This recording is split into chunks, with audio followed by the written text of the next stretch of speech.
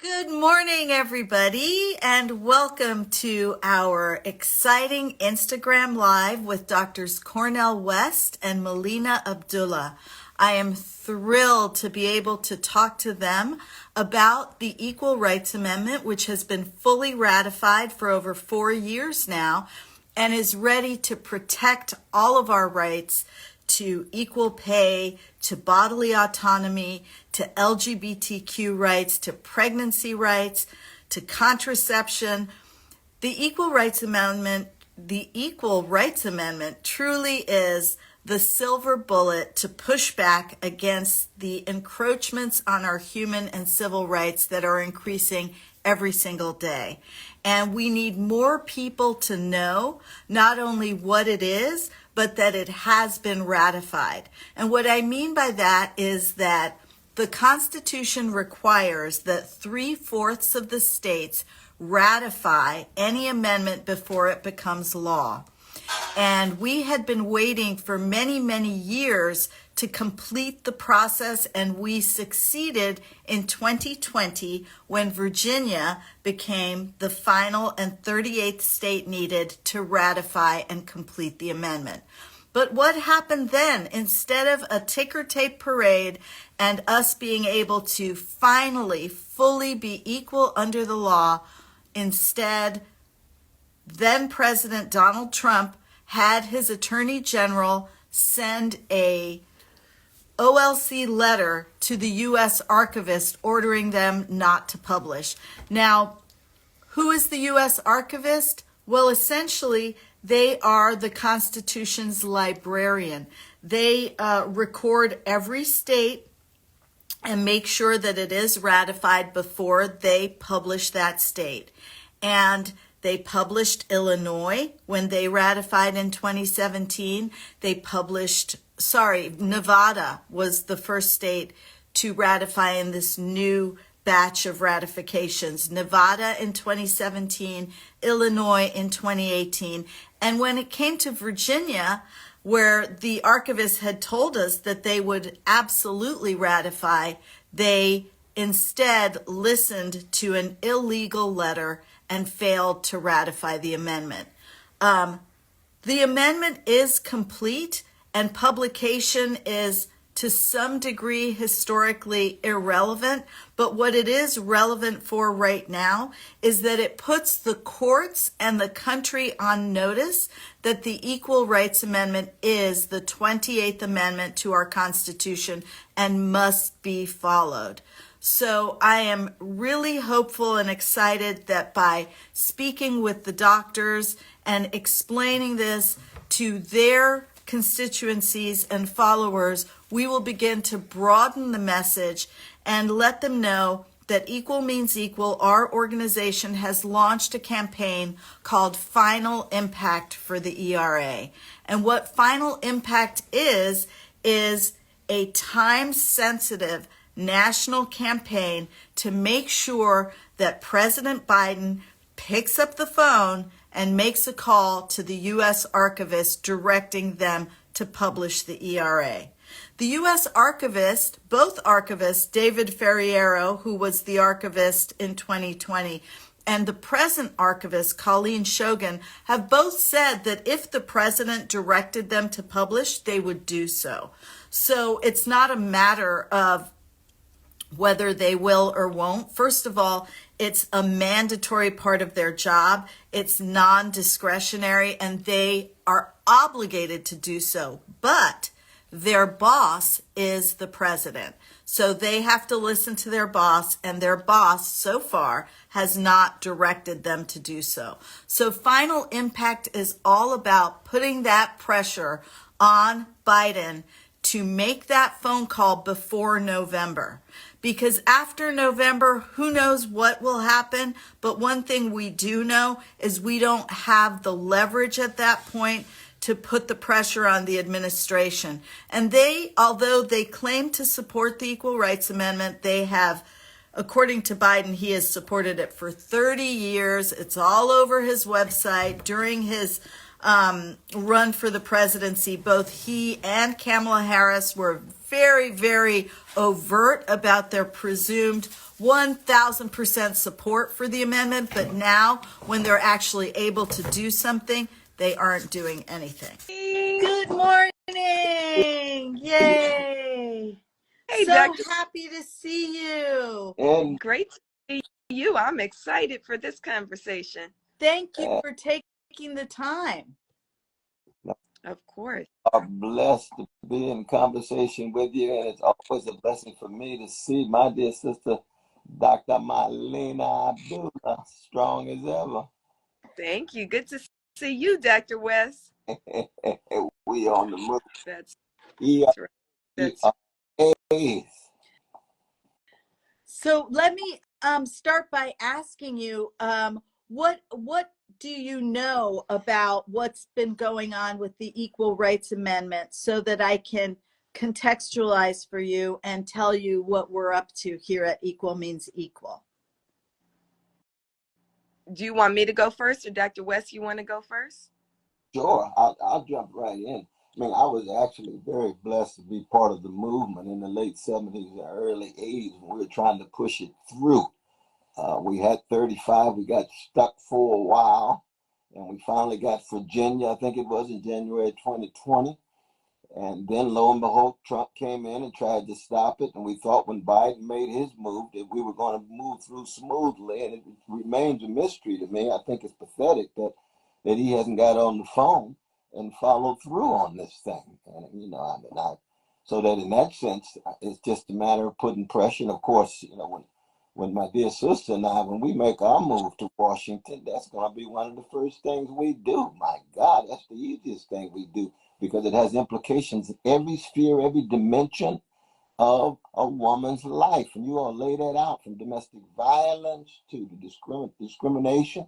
And we're on the way also to the international agreement. We finally be able to sign that as well. So these are crucial issues for this campaign. And I'm just very blessed to be a part of it. You are so educated. You are literally the first person that I've spoken to that has it 1000% correct.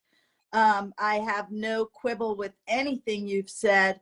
You are absolutely right that it takes one phone call from this president and we stop the rollbacks on the human rights of half the population and the LGBTQ community. And it's really unconscionable that he has not made that call, and we don't really understand why. But at a certain point, it's irrelevant why. It's just a matter of getting him to do that. Absolutely right. No, we stand with you. Very much so. We stand with you. Thank you, Dr. Abdullah. Do you want to speak on this? I mean, I think I'll just add a couple of things in terms of my experience that I remember learning about the Equal Rights Amendment in college and being shocked and outraged that it's not already in place. Who would, you know, we're in 2024. How do we not have something? You know, I identify as a revolutionary, as an abolitionist. I am radical in that I believe in the transformation of the systems that bring harm to the world. But the passage of the Equal Rights Amendment isn't even revolutionary. It is not radical. It's basic. It's basic fundamental rights for more than half of the population, right?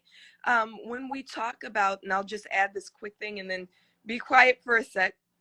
You know, when we look at things like equal pay day, and we look at what women overall earn compared to men, and then as a Black woman, what Black women earn 62 cents on the dollar compared to white men. And then the last thing I'll add is we see that coming, how that plays out. You know, a couple years ago, we did this survival fund. I organized with Black Lives Matter Grassroots, and we had gotten a lot of money, grateful that a lot of money poured in 2020. And we said, how do we help Black people, especially who were struggling in the midst of the pandemic? And so we allocated $3 million to direct small grants to folks who were struggling, $1,000 grants, just to be able to pay a bill here or there, buy food here or there. And as we took the applications in, there was this expectation that there would be some kind of universal harm across Black people. It only took a paragraph to apply for these survival grants. But what we saw overwhelmingly is what I see in my own life, among my own friends, among my own sisters, is that it was Black women who were struggling the most, Black mamas especially, and holding up the whole of the community, right? That we're the ones who not only are struggling with unfair wages, but also holding up the rest of the community as we do it. And so the passage of the ERA and the work that you're doing with Equal Means Equal is so important, both, you know, just as we talk about policy, but also as we talk about how policy plays out in our actual lives. And so I think Dr. West said it well, that it's one of the things we're most committed to day one as we take office, and day one right now, because it's not just about what we do then, it's about what we do now and what we advocate for now, how we use this moment. Charlotta Bass always says, and I know people are tired of me quoting the first Black woman run for vice president, but she always said, we win by raising the issues. We win by raising the issues. And so now we must raise this as a vital issue for women, for people, regardless of gender. This is an issue of human rights and what's right in this world, what we must do in this world. Absolutely. And, you know, women do 100 million hours a year in unpaid labor. The society runs on the backs of women not being paid properly. And you mentioned 62 cents for African-American women, Black women. Latinas in LA County are at 44 cents. We are the lowest paid group in the country. And you know, 75% of our school children have working mothers. And if it's a single parent household and they're bringing home less than 50%, how are our children? And then the society sort of condemns them for neglect. And then you get involved with the system, the childcare system, saying, well, you don't have food in your refrigerator, so therefore we're going to take your kids. It's just this sort of cycle of intense oppression. And then with gendered violence not being properly litigated, where 99% of rapists will never see a day in prison. And if you are experiencing domestic violence, the police will not come to your house because it's too dangerous for them, and they're not obligated to do so. One of the things the ERA provides is the equal protection of our laws, you know, which right now we do not have the equal protection of our laws. So I want to take a moment to tell you about our new campaign, which is called Final Impact for the ERA. And it's between now and November. And what we're asking people to do is, in their communities, their cities, their towns, create this action by going to finalimpact.org and signing up to be a community leader and getting 50 people in your neighborhood to participate. What we do is we print out these huge portraits of every person that participates, and we find a public space or a private space that allows us to glue these on the wall with the slogan, "Make the Call, Joe, publish the ERA." And we feel like if we're able to hit, you know, we're going to do at least 10 towns in Michigan. We're going to be in Wisconsin. We're going to be in Pennsylvania. We're going to be in DC, in Chicago for the Democratic National Convention.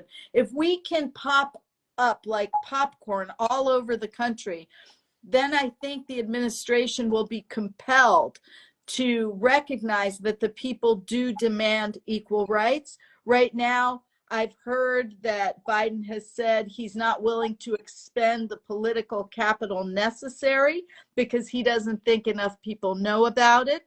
And we have a situation of gaslighting, which is so dangerous to the democracy.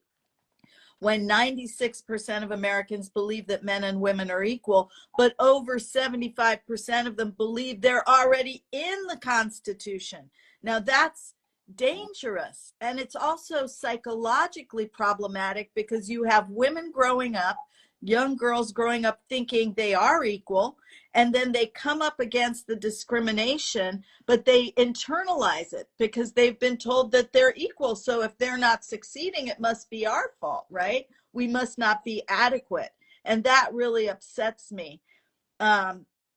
Because I think women are very capable and sometimes superhumanly capable, but the society is telling them that they're not because they're not getting paid enough to have a living wage, to raise their children, etc. But it's not their fault.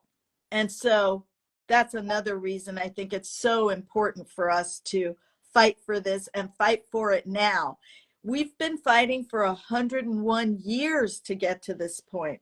As Dr. West said, in 1972, most of the country thought it was done because the president signed it and the Congress passed it. So the American public doesn't understand, the minutia of the amendatory process. So they thought, okay, we're liberated. This is it. But that was only the beginning of the entire state ratification process.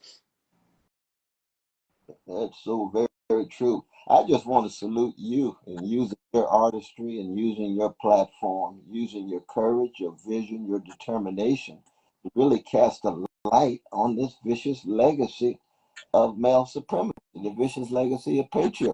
We know it's so tied into a host of other forms of oppression, be it white supremacy, be it predatory capitalism, be it imperial tentacles around the world, but we have to bear witness. And you've been using the platform to bear witness in a very, very powerful way, going all the way back to Jeanette Rankin, herself from Montana, being one of the great pioneers raising this issue. And also she's a pacifist against war. We won't get into that right now. But I mean, I think people need to be encouraged.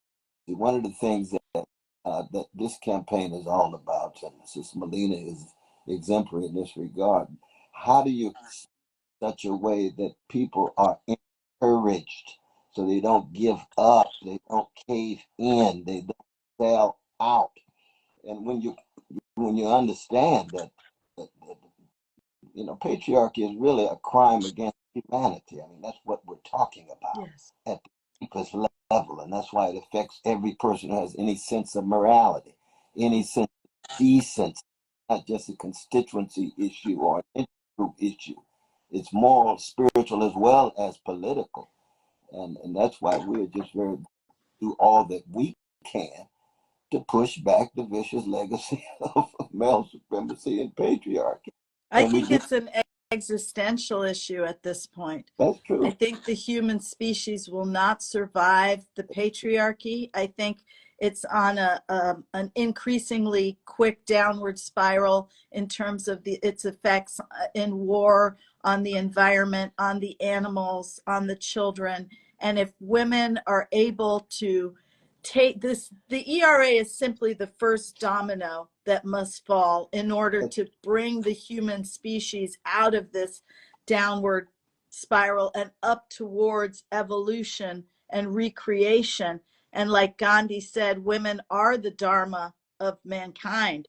We do display those, and I'm speaking in general terms, obviously, empathy, collaboration, compassion, holistic power sharing, all of these things that we exemplify and bring to the table have been disrespected for so long. They need to be exalted. They need to be embraced. And that's the only way that we're going to be able to create a better world for our children and grandchildren. Because like you said, predatory capitalism is crushing people and all living beings. Absolutely. That's right. This is such vital work. It's such vital work, especially now. And I just want to kind of expand outwards. If we look at the moment that we're in this world, if we look at where we are in the U.S., but also around the world, if we look at the theft of life, the genocide in Gaza, if we look at the ways in which cop cities are expanding all over this country, if we look at the ways in which, the existing system is expanding and doubling down on white supremacist, patriarchal, heteronormative capitalism, we have to advance an alternative vision.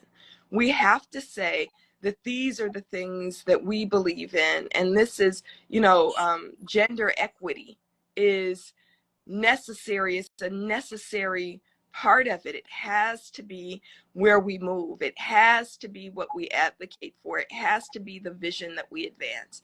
And so that means, yes, equal pay. That means absolutely addressing crimes against women.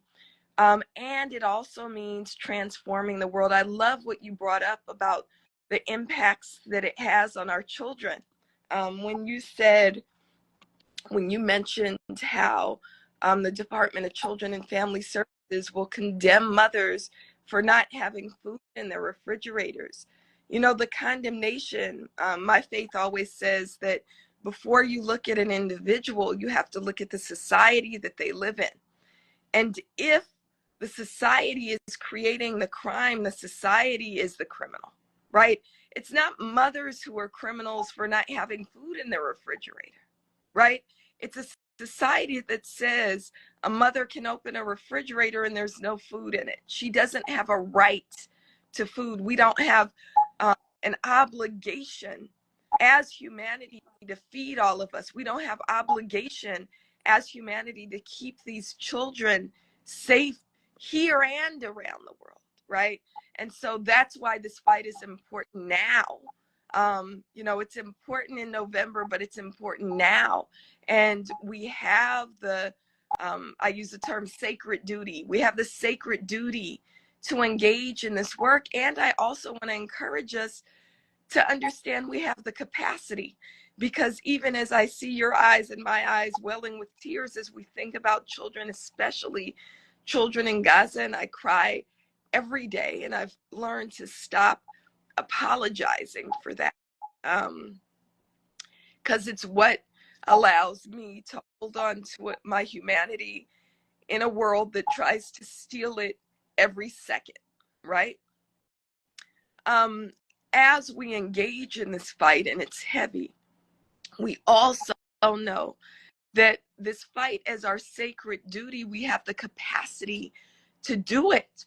And the beauty of the fight, Dr. King talks about the beautiful struggle, right? The beauty of the fight is that we get to link arms and know each other and have each other's back and reclaim our humanity, reclaim who we are, reclaim our vision, and do it together. And we can create beauty in the world and beauty in our own spirits in doing this work. So I just wanted to offer that as we say another struggle and we feel heaviness kind of come visit us. We have to remember that there's also light that comes with it. Absolutely. And to your point, this is a very easy fight to win. The hard work has been done. It's been done by millions and millions of women and tens of millions of hours of struggle, but we have achieved it. And now it's just getting one man to make one call. And the onus shifts then from those that would take away our human rights. So right now, we have to play defense, but we don't. If he makes this one call, then we are sitting pretty and let them try and get us out of the Constitution.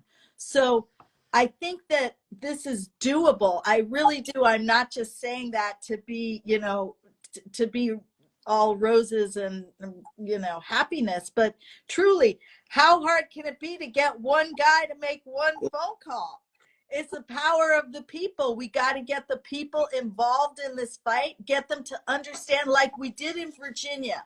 When we were traveling around Virginia trying to convince people to get rid of the horribly racist, bigoted gentlemen that were holding the ERA hostage in their committees, we told the people, your vote does count this time. The gerrymandered maps are illegal. The Supreme Court said so. This is your chance not only to have your voice heard as a person of color in Virginia, but also to bring equality to all women all over the country.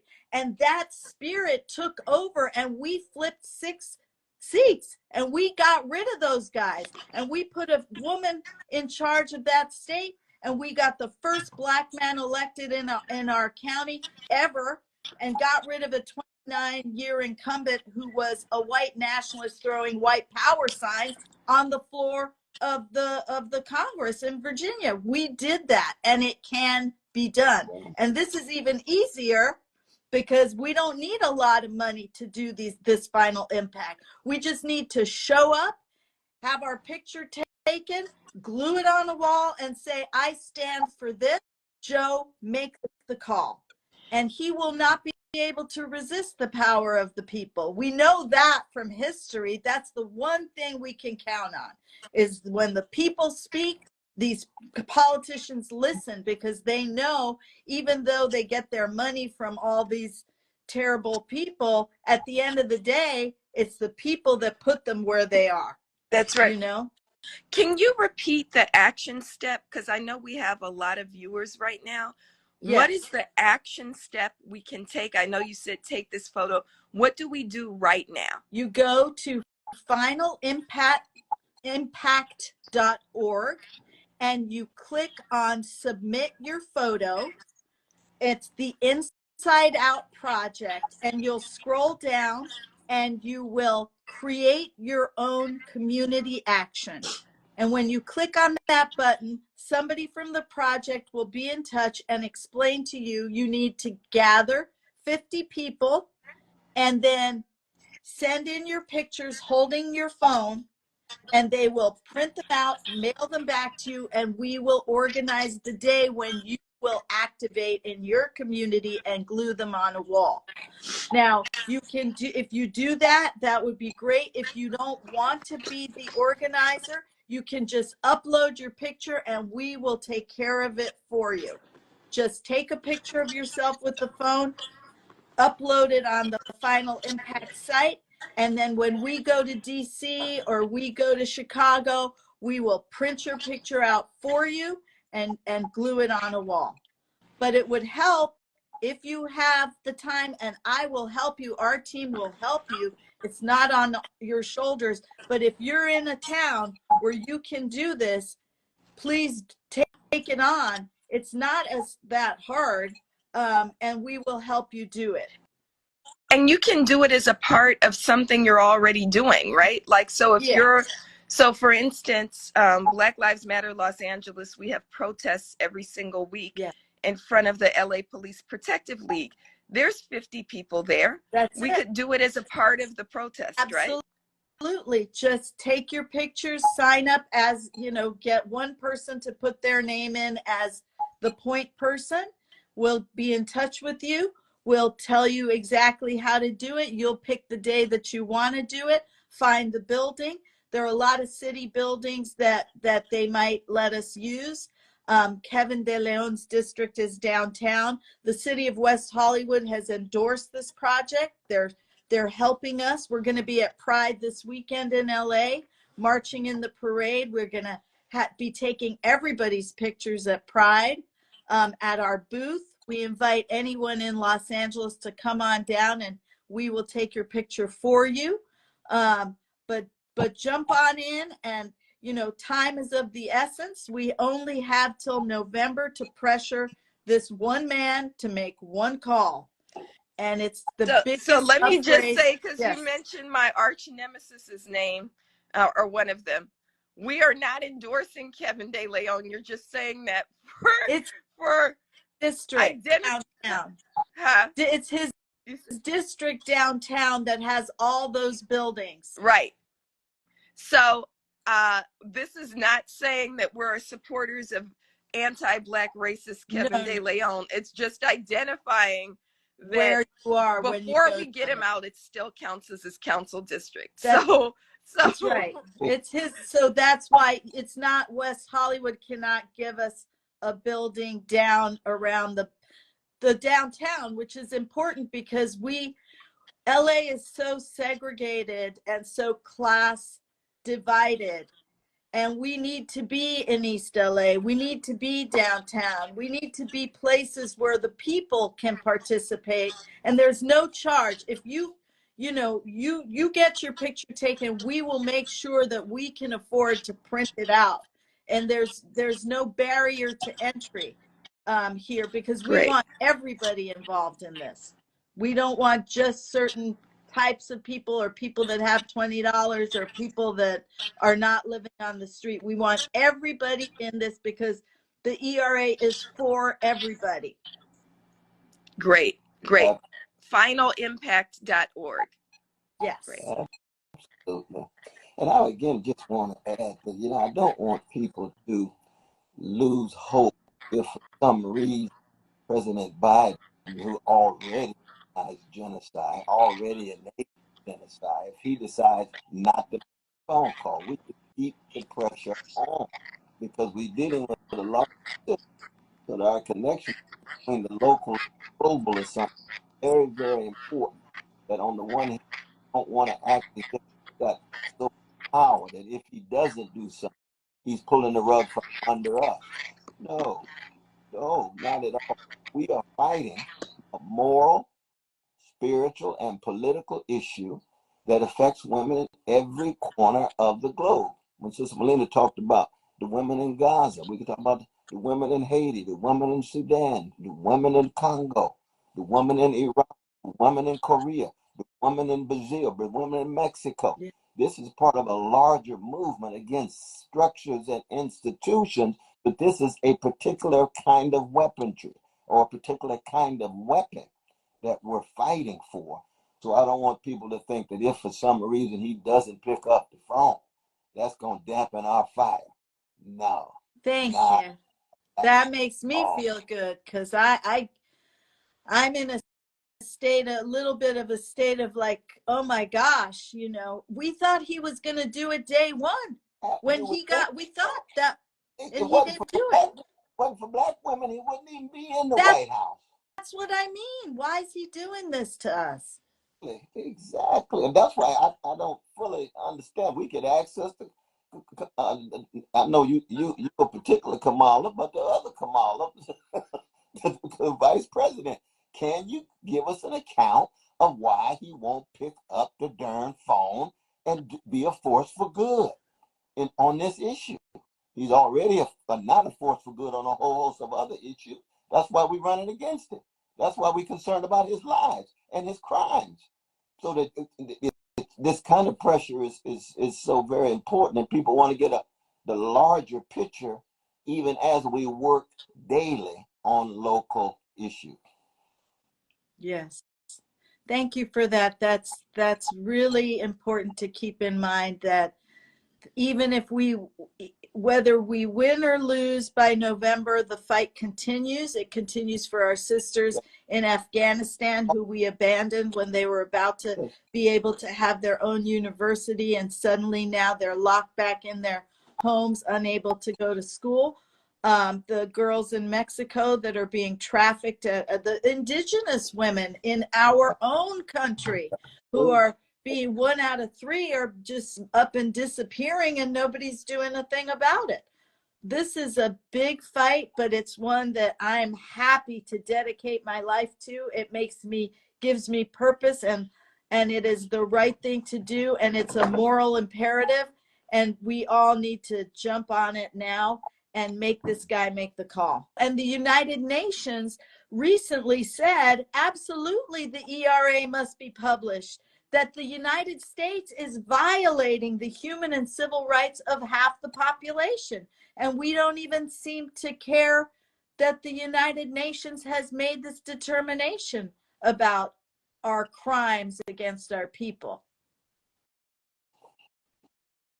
Well, I'm surprised the United Nations hasn't the United States hasn't vetoed that particular movement toward empowering women too. We've seen the vetoes in the number of years and decades when it comes to forces for goods being called into question by our ambassadors, though. But we have to be vigilant. We have to have fortitude. That's the key. Yeah. It really is. Thank you. Thank you both so much for giving us this time. Thank you for everything you do, for what you stand for. You give all of us hope. You keep fighting. I love you both. I'm at your service. I'm here, whatever I can do to help and support you. Please let me know. And whatever Equal Means Equal can do, we're just grateful to both of your voices being out there in our country right now. We so desperately need your voices. We thank you. Thank you. Thank you for having us. And more than that, thank you for your work. Really, really appreciate your work. Thank you. Absolutely. And stay strong. Stay All right. strong. All righty. Bye. Take good care. God bless you.